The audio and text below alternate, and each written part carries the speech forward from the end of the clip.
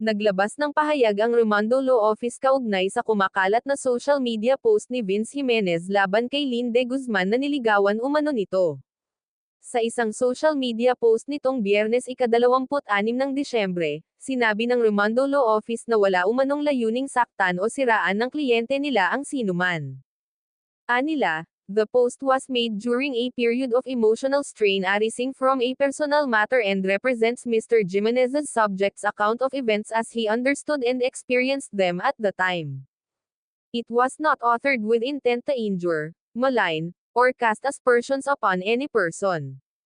Dagdag pa ng Raimondo Law Office, the content of the post was expressed in good faith and without malice. It was neither calculated to provoke public hostility nor designed to cause reputational harm, but was an unguarded expression of personal sentiment in response to a private circumstance.